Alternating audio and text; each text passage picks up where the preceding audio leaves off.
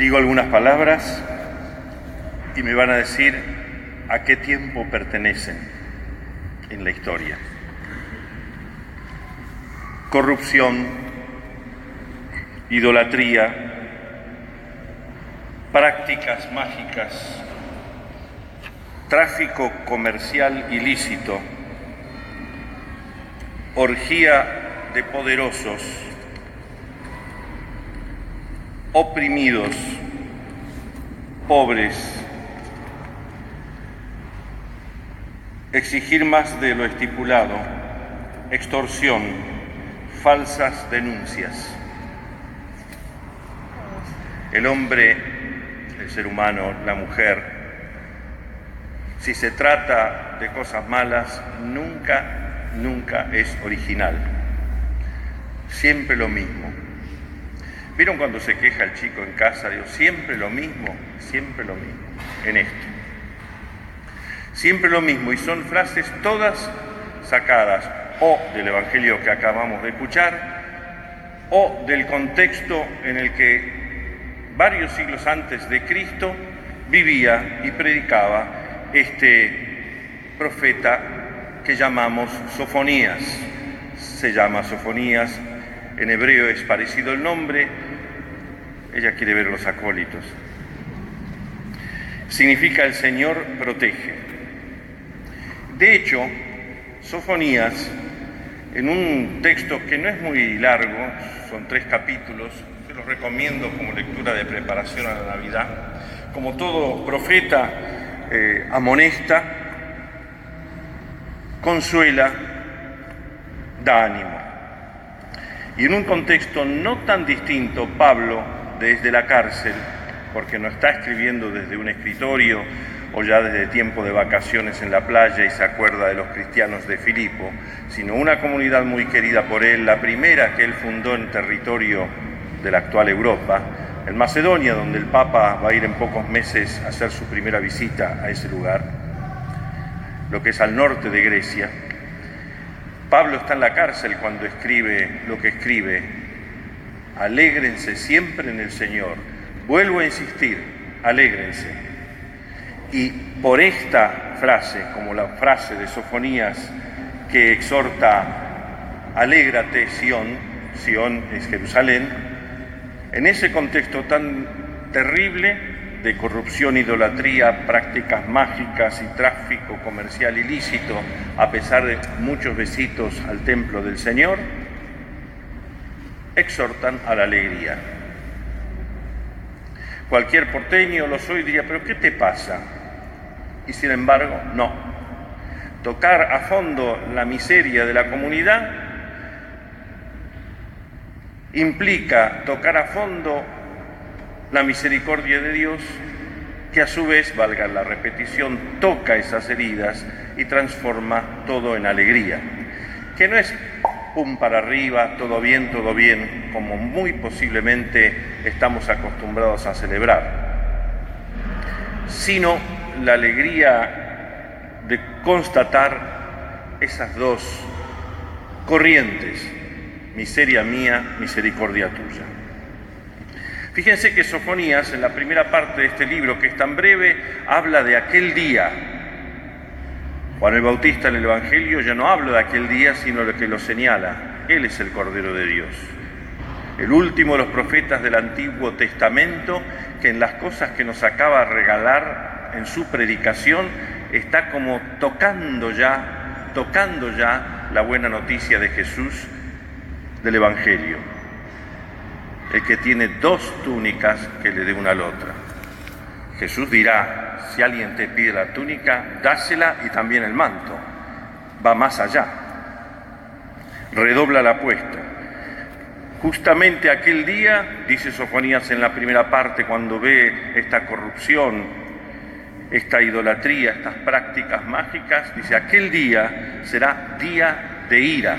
Dies ire, tradujo la Vulgata, y de ahí viene que se musicalizó de tantas maneras por tantos autores diversos esa pieza dedicada sobre todo a los difuntos a partir del siglo XVI, Dies ira, como para darnos miedo, compunción, corrección, conversión. Leemos día de ira, dice Sofonías, de tribulación y angustia, calamidad y miseria, tinieblas y oscuridad, nubes y espesos nubarrones, trompetas y alarmas. Leamos los diarios de estos días y no faltan los profetas de estas calamidades. Jerusalén rebelde, contaminada, opresora, es invitada a regenerarse y a purificarse. Porque Jerusalén, y ahí empezamos a intuir por qué dice, alégrate Jerusalén, regocíjate. Sión o Jerusalén está llamada a ser una madre que acoge a todos, aún los pecadores, en su templo. Una madre que acoge a la descendencia de David, de la que surgirá el Salvador. Una madre que es la única que acoge a los pobres, porque en todos lados son echados. Y esto, templo, el descendiente de David, pobres, son signo de la presencia salvífica del Señor. Todos los evangelios, los 4, señalan la presencia de Juan el Bautista. Ya el domingo pasado se nos presentó en la liturgia y hoy ya lo vemos predicar. No repetiré el evangelio en sí, es clarísimo. Todos le preguntan lo que a ustedes, queridos casi acólitos, lo que a ustedes, grupos misioneros, la gente les va a preguntar. Cuando escuchen de su palabra el evangelio, cuando los vean actuar evangélicamente y no solo actuar, no le van a preguntar seguramente, y no digo que eso esté mal, cuál es el secreto de la unión hipostática, cuántas naturalezas hay en Dios, cuántas procesiones, cuántas personas, cuántas relaciones, cuántas nociones. No le van a preguntar eso, pero no por ignorantes, sino porque sacudidos por este contexto le dirán, me pasa esto, tengo un hijo adicto, tengo esto, mi marido me pega, mi mujer, tal cosa, ¿qué debo hacer? Es la gran pregunta que le hacen a Juan el Bautista. Y qué curioso que apenas salen los apóstoles del cenáculo en el primer Pentecostés de la historia, luego que Pedro, el traidor, predica acerca de Jesucristo, la gente no le pregunta, ¿pero cómo es que resucitó? ¿Pero cómo? ¿Qué debemos hacer? Es la gran pregunta. Hace un rato les explicó en el encuentro con los jóvenes Sergio qué significa ser acólito, ayudar al diácono y a servir al sacerdote, atender el servicio del altar, asistir a uno y a otro, al diácono y al sacerdote en las funciones litúrgicas, principalmente en la misa. Como ministros extraordinarios de la Eucaristía, tendrán que llevar el pan eucarístico a los enfermos, a los que no puedan acercarse a la misa, extender el poder del altar del Señor ahí donde se sufre la miseria, distribuir la Sagrada Comunión, son ministros extraordinarios de la Eucaristía, y en circunstancias extraordinarias también públicamente exponer el Santísimo para la adoración de los fieles y hacer la reserva, no la bendición. Tengan paciencia, pero he descrito más o menos su misión. Pero en este envío también se suman numerosos jóvenes de grupos misioneros y los que van también en una misión. Todos damos y recibimos en este gran encuentro mundial, esta vez en América de nuevo, en América Central por primera vez, que será coronado también por la visita del Papa Francisco. Juan el Bautista presenta a Cristo y lo señala. Es aquel el primero que reconoce a Jesús no nacido. Él, no nacido, salta de gozo en el seno de su madre reconociéndolo. Una hermosísima imagen para este año que es tan duro en estas cosas. Lo señala. Y aún en medio de dudas acerca de la misión de Jesús, porque el profeta tiene un límite, es que no es el Mesías, como bien lo aclara. Luego de decirle una palabra a la gente, una palabra a los soldados, una palabra a los cobradores de impuestos acerca de lo que deben hacer para portarse bien, no lo repetiré. Sin embargo, después, al conocer desde la cárcel los métodos, el modo de Jesús, llega a dudar, ¿pero eres tú el que ha de venir o debemos esperar otro? En el fondo de una mazmorra, de una cárcel que seguramente no es VIP, ni con celulares, ni con acceso a todo. El profeta tiene esa gran limitación, descubrirse que no es el Salvador del mundo, sino señalarlo. Descubrirse que no es el Mesías, sino señalarlo. ¿Dónde? En el Cordero de Dios, que quita el pecado del mundo.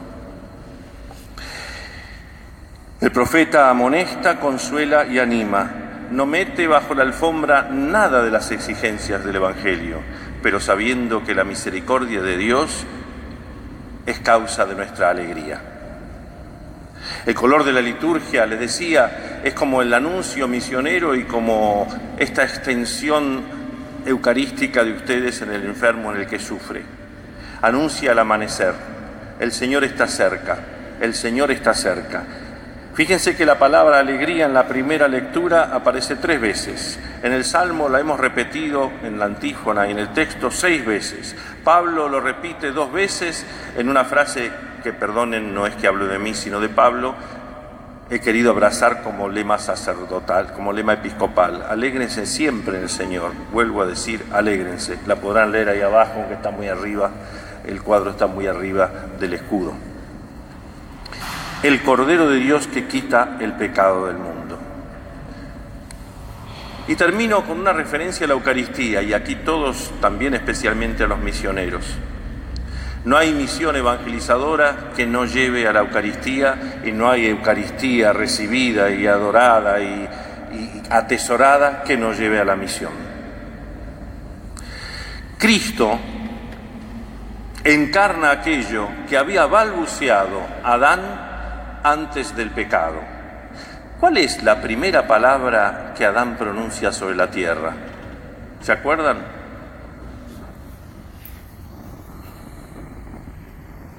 Qué tiempos distintos que vivimos antes del pecado. Cuando el Señor le presenta a su mujer que surge de su propia carne, Adán exulta de gozo. No había encontrado ayuda adecuada en los animales. Esta sí que es carne de mi carne y hueso de mis huesos. La igualdad, no matemática, no aritmética, en dignidad, en amor, en capacidad de donación. Esta sí que es carne de mi carne y hueso de mis huesos.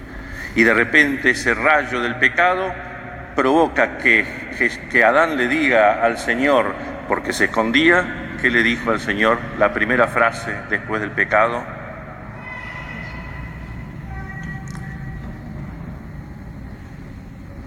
La mujer que me diste me sedujo. Si no me lo hubiera dado, no hubiera pecado. ¿Se dan cuenta? ¿Qué cambio? El enfrentamiento.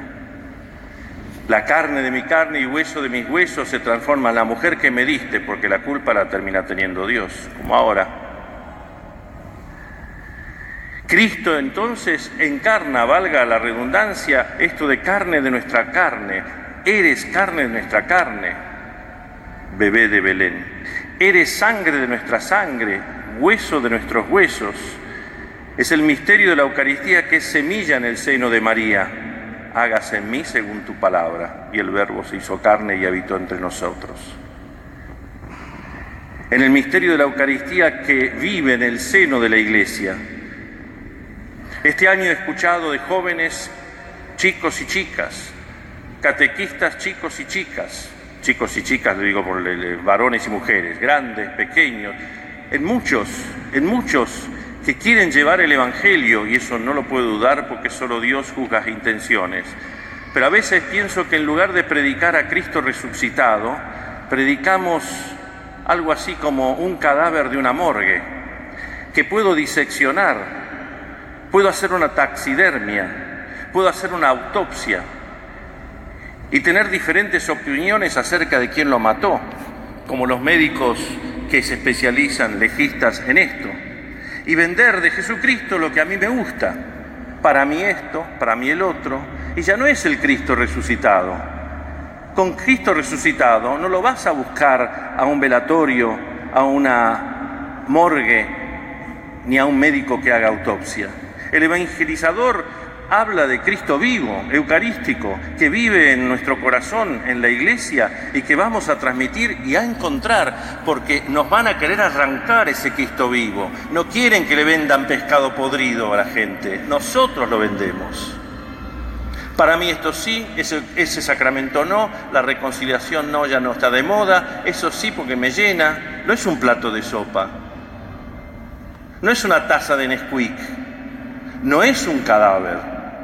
Si así fuera, estaríamos viviendo el velorio más largo de la historia. Velas no faltan, pero son las velas de la vida. Las 4 de la corona de Adviento indican que ya se acerca el Señor. Las que están en el altar, que se hace presente. Las que a veces se ponen al lado de la lectura del Evangelio, que está aquí.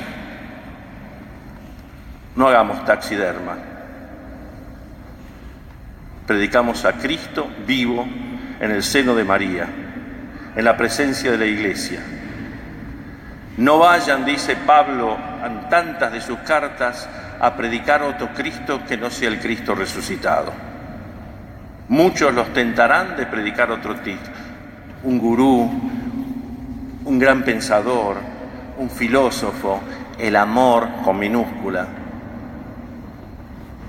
el palenque donde rascarse, el que resuelve tus dudas. No. Cristo es el Hijo de Dios vivo en nosotros, que vive en la eclesía, en la iglesia. Ah, sí, yo creo en Jesucristo, pero en la iglesia no. Entonces anda a buscarlo de vuelta a un lugar donde hagan autopsias y sacale a Cristo vivo esa parte de la iglesia que Él amó y por la que dio la vida. Anda a hacerle la autopsia a Cristo. Animate como un médico legista a decir cuál es tu parte médico acerca de por qué lo mataron. Vas a vender muchos libros, porque a muchos les conviene que prediquemos un Cristo muerto y no resucitado. Vive en la eclesía, que significa la convocación. Vive y está presente, mis queridos hermanos, él llora porque tardó mucho en terminar, pero ahora termino mi vida.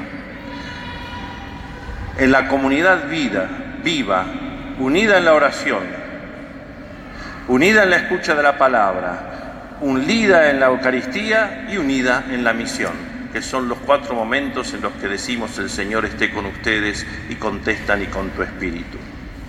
En esta iglesia santa y siempre necesitada de conversión, como Jerusalén y como Sión. Iglesia de santos por la gracia de Dios. Es por eso que Pablo muchas veces, dirigiéndose a estas iglesias o comunidades fundadas por él, les dice santos y santas de Dios. No habían pasado por el proceso de canonización, pero es que el que vive en la gracia de Cristo, vivo, es el santo, la santa, el amigo y la amiga de Jesucristo. Y al amigo lo crees en su totalidad, no qué divinos ojos, qué feas orejas, no me gusta tu hombro. Eso es autopsia. Felicidades a ustedes 3 que puedan ser testigos de este Cristo vivo, ahora que lo tendrán tan cerca en sus manos para dar la comunión, para llevarlo a los enfermos, en su presencia eucarística. Y a todos los misioneros y a los que van a Panamá, no nos hagan quedar mal.